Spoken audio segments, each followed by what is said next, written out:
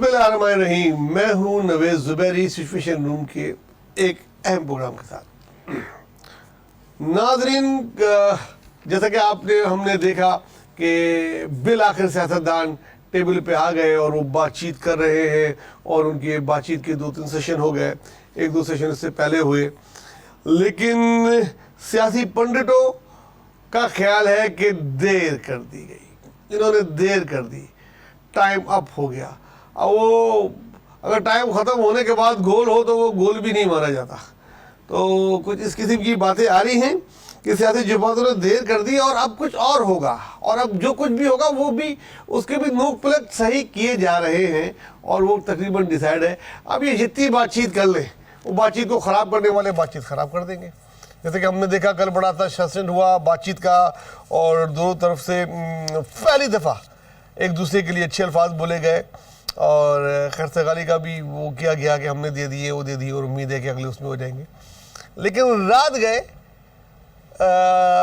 पंजाब के साबिक वज़ीर आला, साबिक स्पीकर पंजाब असेंबली परवेज़ इलाही के घर पे रेड हो गई और वो रेड रात गए तक जारी रही, बल्कि सुबह तक जाके वो ख़त्म हुई। उसमें बहुत सारी चीज़ें नज़र आईं।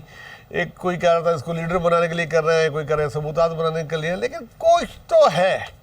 कोई कोई कोई मामूली आदमी तो बहरहाल वो नहीं था जिसके घर पे रेड हुई, ना ही कोई इतना बड़ा कोई ऐसा केस था कि उसको लाजमी रात को रात गिरफ्तार करके मुल्क को इंसाफ देना था, या यही पाकिस्तान का सबसे बड़ा मसला था। लेकिन जो कुछ भी किया गया वो सियासत के समझने वाले समझते हैं कि वो जो कुछ भी कल रात हुआ वो क्या है।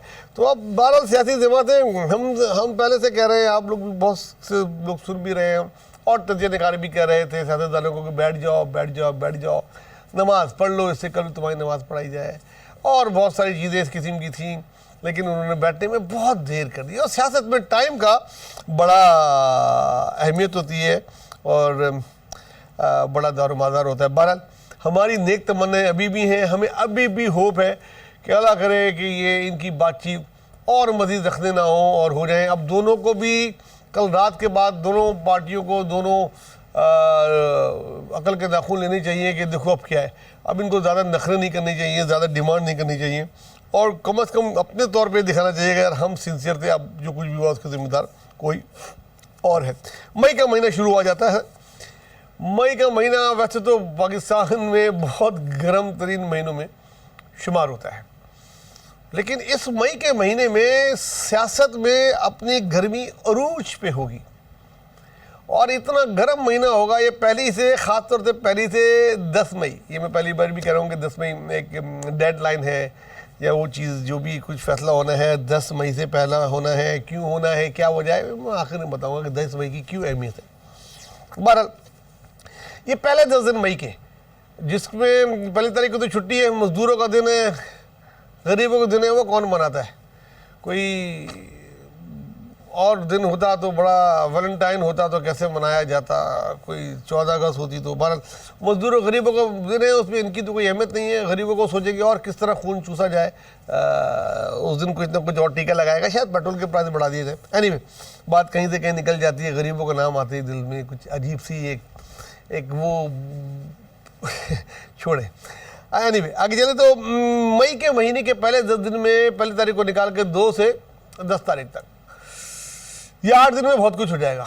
ये जमातें भी हो सकता है किसी पॉइंट पे पहुंच जाए, सुप्रीम कोर्ट भी चली जाए, लेकिन हो सकता है इनके जो पीछे बैठे हुए हैं, वो कहते हैं पीछे तो देखो, इनके जो पीछे बैठे हुए हैं, इनकी पार्टी के अंदर बैठे हुए हैं, जो उसको सबूताज करने की कोशिश करेंगे और वो एक्सपोज हो जाएंगे। नवाज शरीफ साहब तो पहले एक्सपोज हो चुके हैं, इधर फजलुर रहमान, ये 2 कुव्वतें हैं जो इस तरफ नहीं चाहती कि मुज़ाकरात हो, और पीटीआई में जो नहीं चाहती वो बहुत जल्दी नज़र आ जाएगा कि वो कौन 3 लोग हैं जो नहीं चाहती कि किसी भी हाल में मुज़ाकरात हो और ये इलेक्शन की कोई डेट आए, क्योंकि अगर इलेक्शन हो गए तो उनकी जो है वो दुकान बंद हो जाएगी। तो ये सब कुछ हम मई के महीने में देखेंगे, और जो मई का महीना होगा ये बड़ा फैसला कौन होगा। इसमें अदालतें भी नज़र आएंगी, पार्टियाँ नज़र आएंगी, और कुछ इस तरह के वाक़यात मुतवक्को हैं जिससे कि सियासत की गर्मी बहुत बढ़ जाएगी, और उस गर्मी के नतीजे में हो सकता है जब बहुत ज़्यादा गर्मी पड़ती है तो गरज चमक के साथ बारिश भी हुआ जाती है। तो होशियार हो जाए, ख़ास तौर से सियासतदान होशियार हो जाए। हमारे ज़रा के मुताबिक तकरीबन 700 के करीब ECL में लोगों के नाम चुने जा रहे हैं। उन नगीनों के नाम चुने जा रहे हैं जो मुतवक्को तेज़ बारिश व तूफ़ान या किसी शदीद गर्मी के नतीजे में इस मुल्क से ठंडे मुल्कों में तरफ जा सकते हैं, तो उनके नाम भी डिसाइड किए जा रहे हैं। लेकिन वो प्लान भी है, अल्लाह करे वहाँ तक नौबत ना आए, यहाँ की चीज़ यही हो जाए, यहीं की कपड़े यहाँ धुल जाए। सितंबर की बात हो रही है, ओड़े में जी सितंबर में इलेक्शन करा दें, वो कहते हैं नहीं जुलाई में करा दें, ओ 14 मई को करा दें। ये सब चीज़ें ये याद रखेंगे, मेरी बात याद रखिएगा, ये सब चीज़ें ये सियासतदान याद रखेंगे। काश हम सितंबर पे नहीं अड़ते, शायद हम अक्टूबर में नहीं करते, चाहे 14 मई को हो जाता तो कुछ ना कुछ तो होता। ये कुछ सितंबर में होगा, इतना सितम ढाया जाएगा कि अल्लाह खैर करे। बहरहाल ये न्यूज़ ये निकाल रहे हैं ये लोग कि सितंबर में इलेक्शन होंगे, सितंबर के महीने में इलेक्शन पे ये दोनों राज़ी हो जाएंगे, जो बज़ाहिर लग रहा है। कल के मुज़ाकरात में और जो आज की पेशरफ्त थोड़ी बहुत हुई है, जो हमारी नॉलेज में आई है कि सितंबर की किसी डेट में ये अब ये राज़ी होते नज़र आ रहे हैं। इनको भी बादल आते नज़र आ रहे हैं, इनको भी बादल आते नज़र आ रहे हैं कि जिस तरीके की ये बादल आ रहे हैं, जिस तरह की काली घटा है, तो ये बहुत तेज़ हो रही है। और सुना है कि पाकिस्तान को ज़र मुबादला में 10 अरब हो गए और आने वाले दिनों में बहुत ज़्यादा हो जाएंगे। चाइना से भी कोई बहुत बड़ा डिसीजन आने वाला है कुछ दिनों में। सो वॉट, आवाम को क्या रिलीफ मिला? मैं तब मानूँ कि ज़र मुबादला के हमारे भले 50 अरब हो जाए, कुछ आवाम को मिले, 5 अरब रह जाए फिर भी कुछ आवाम को मिले। या 10 अरब हो गए, 2 अरब थे तो क्या मिल गया, तब भी आवाम का खून चूस रहे थे। अभी 10 अरब हो गए तो 10 बिलियन हो गए तो भी आवाम का खून चूस रहे। 70% दवाओं पे बढ़ा दिया, 40 रुपये से 500 रुपये मीटर गैस का कर दिया। एक गो में कितना कितना ये कमा लेते हैं। इस आवाम को खून चूस चूस के कहाँ से निकाल रहे हैं। 80 अरब एक साथ निकाल लेते हैं। अब बिजली के बिल बढ़ाने की बात हो रही है, गैस के बाद अब बिजली के बिल बढ़ाने की बात हो रही है। नेपरा पे 4 से 5 रुपये KC ने और वापडा ने इजाज़त मांगी है। ये नेपरा भी कैसा इदारा है, इसका भी कभी कुछ हो, कोई इससे भी पूछे तुम कौन हो भाई, हमेशा इजाज़त ही दे देते हो बढ़ाने की, पूछते नहीं हो कि 50 रुपये यूनिट के करीब पहुंचने वाला है कराची में। किस तरह देंगे यार, किस तरह कोई गरीब देगा यार। 200-300 यूनिट भी इस्तेमाल, और हर 100 के बाद अलग बढ़ जाता है, वो अलग बढ़ा देते हैं। अल्लाह की पता नहीं कौन पूछेगा और कब पूछेगा इनसे। 12 होशियार खबरदार हम आपको करते रहते हैं, हम भी आपके सामने बुरे बनते होंगे कि भाई अब गैस के बाद बिजली का प्राइस भी बढ़ रहे हैं। आप लोग तैयार हो जाए, जो कुछ भी थोड़े बहुत कहीं छुपा के अलमारी में कोई रखे हुए हैं वो पैसे भी निकालें। कुछ यार लोग बेच रहे हैं अपनी चीज़ें यार, कसम से। जो चीज़ें हमारी नॉलेज में आती हैं, दिल खून के आंसू होता है, कभी कभी तो सच में आंसू निकल आते हैं कि किस तरीके से लोग गुजारा कर रहे हैं, किस तरीके से अपना एक वक्त का खाना खा रहे हैं, किस तरीके से अपनी इज्जत बरकरार रखे हुए हैं। सलाम है इन पे और अल्लाह पे, या उन लोगों के दोस्तों पे जो एक दूसरे की मदद कर रहे हैं। कभी कोई दोस्त मदद करता है, कभी कोई दोस्त मदद करता है। जो 3 लड़के एक मोहल्ले से आते थे, उन्होंने मोटरसाइकिलें बेच के एक मोटरसाइकिल पे आ रहे हैं। चलो अच्छी बातें, आ रहे हैं, उसके पैसे आपस में बांट रहे हैं, फिर कभी अच्छे पैसे आएंगे किस्तों में ले लेंगे। इस तरह हर तरह के किस्से हैं, बड़ों के किस्से हैं।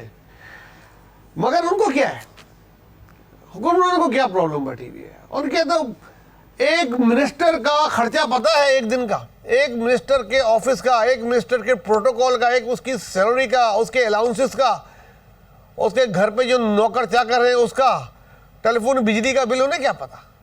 उनको पता ही नहीं ना कि आटा दाल चावल किस भाव है भाई, पेट्रोल कितने का मिलता है। उनकी प्रॉब्लम ही नहीं है। जब उनकी प्रॉब्लम ही नहीं तो वो क्या वो इस चीज़ को वो करेंगे। बहरहाल जाते जाते नूरजहां का कत्ल हुआ। मैंने आपको पिछले प्रोग्राम में कहा था, जब तक इसके कातिल गिरफ्तार नहीं होंगे कराची ज़ू का हर जानवर ख़तरे में है और कुछ नहीं पता कि अब भी किसके गोश्त के पैसे किसके घर में जा रहे हैं।